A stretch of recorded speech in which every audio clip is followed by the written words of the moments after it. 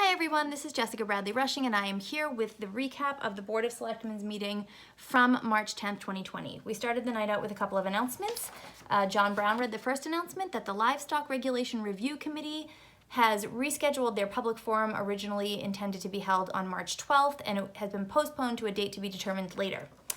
Then Ed Thorne made an announcement that he is tendering his resignation as the manager of the town of Pembroke as of 10 May 2020. His contract was meant to have expired at the end of June, but he will be leaving the position on the 10th of May instead after 21 years, I believe, as the administrator and manager in the town. So thank you, Ed, for your service to the town of Pembroke. We then moved on to review some articles that had been proposed for the warrant that the Board of Selectmen had asked for additional information on before including them in the warrant. So the first one was from the library director. The library is asking for a 75-cent raise in two different salary schedules. That will be in keeping with the state's 75-cent minimum wage rate raise that took place on January of this year and will take place again on January 2021. So basically she described to us why she was requesting these rate raises. The board will take all of that under consideration and then we will vote whether or not to include that on the warrant. There are actually two different articles, one for the regular warrant and one for the special. We had a similar update from the DPW director. The DPW had requested to hire 2 water department staff upon recommendation of Mass DEP. So basically we have a survey done every few years in town. The survey identified a need for 2 more positions to be filled in order to have an adequate number of people in the water division that have the appropriate licensing. So again, we received that information. We will take that under consideration, then we'll have to vote whether or not to include that article. I think both of those will be dependent on the overall budget. We then voted to add a streetlight to the town's inventory at 59 Highland Drive. We voted to approve the use of town roads for a road race on Saturday, June 13th. It will start at Learning Lane and go out Hobbamock, Standish, Lake Street, Plain Street, Valley Street, and Forest Street from 6 a.m. to 11 a.m. We voted in the minutes of February 11th and February 19th. And then we had a couple of pieces of old business. Dan Trabucco brought up a vote that we took at the last meeting regarding the creation of a negotiating team with the candidate to whom we are offering the position of town manager. And he asked that we revisit that at our next meeting when Bill Bolter is back. The chairman is currently on vacation. So we are going to revisit that at our next meeting to have a discussion about the vote that we took last meeting.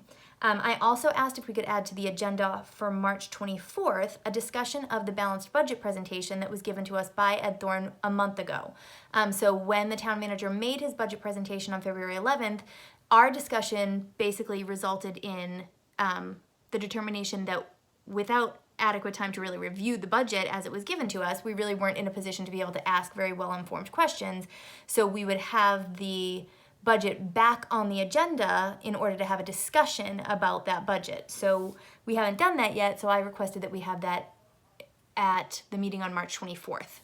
That's two meetings away because the meeting on March 17th has already got a very full agenda.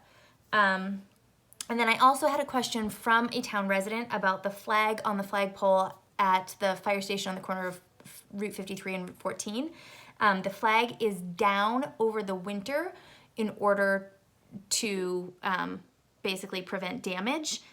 So the flag will be going up from Memorial Day and it will be coming back down on Veterans Day.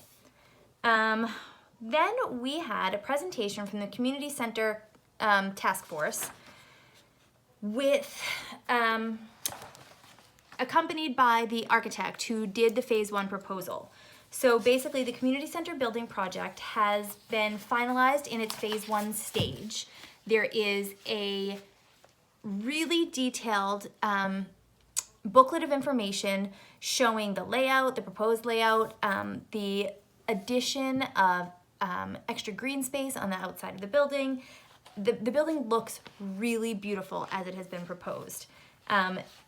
The question is whether the Board of Selectmen will vote to recommend to include, well, it's going to be on the warrant. The community center article is going to be on the warrant.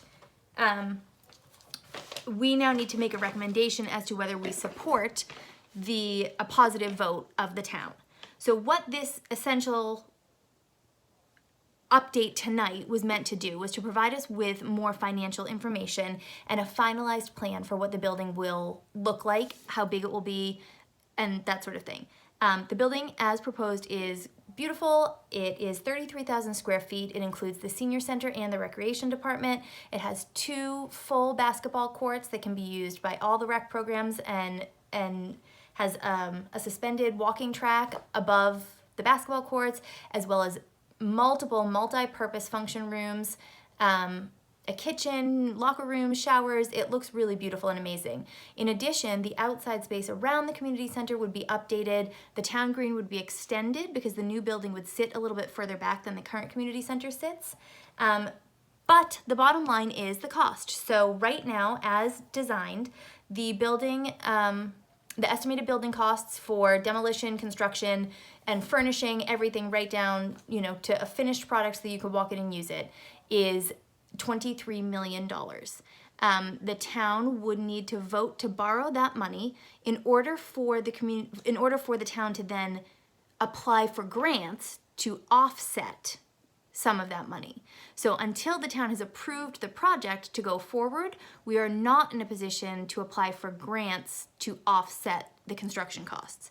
We have already applied for a grant to offset the demolition costs because one way or the other, the building that is there right now is probably not usable it's probably not usable. So I would encourage everybody to go on Facebook. There is a new Facebook page set up called Friends of Pembroke Community Center. You can access the plan. You can see all the details, what it would look like, what it would have inside. The recreation department has said that it would enable them to expand a lot of their programs and offer more new programs that they haven't been able to offer before. The senior center would be massively upgraded.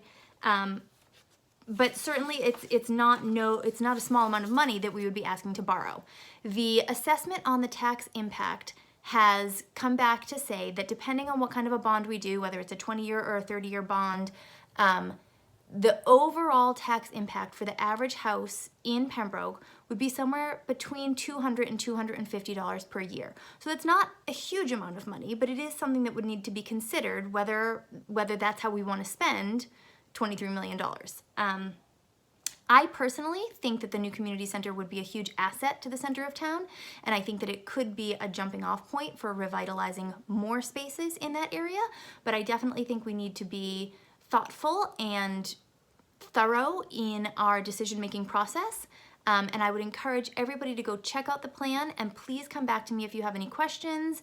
I'm happy to discuss it, and I mean, to be honest, the building as it's proposed looks really beautiful and would be such an improvement over what we currently have in the center of town, and would be a place that I think would really be used well by residents of town. So take a look, check it out. It's Friends of Pembroke Community Center on Facebook. Get involved.